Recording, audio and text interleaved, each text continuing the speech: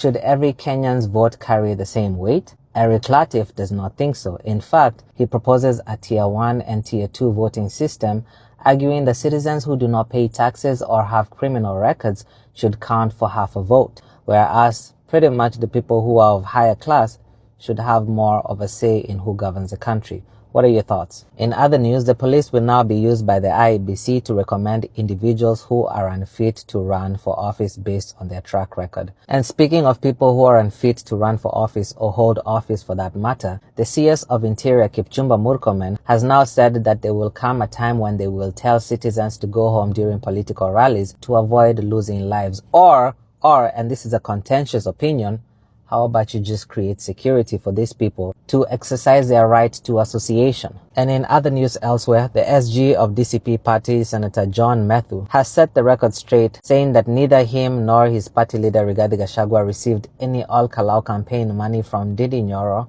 and he will pursue him to know who he gave that money to. And on to more official news. The Kenyan government will move university funding out of the national budget from October, and now the funding will shift to a market-based model where a government-backed fund raises money from financial markets. Basically, you're going to be borrowing money from banks to go to school, and trust me, it's going to be with interest. Moving on, Kenyan internet firms are now warning about higher internet costs, and this comes after a new bill was proposed requiring internet service providers to track how much data consumers use and charge them based on usage. This bill is currently undergoing public participation, so if you can let your views known about what you think about this, I did another video about a day or two ago. Go watch it.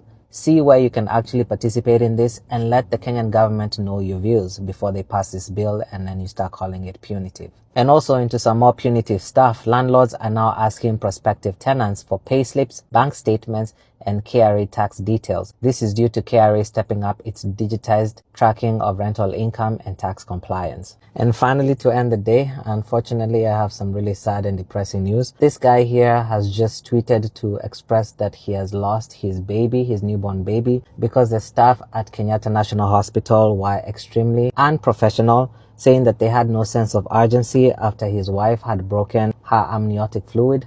And on top of that, SHA was not even working. Condolences to this man and his family. But that's it for me in this segment. I will see you guys on the next one.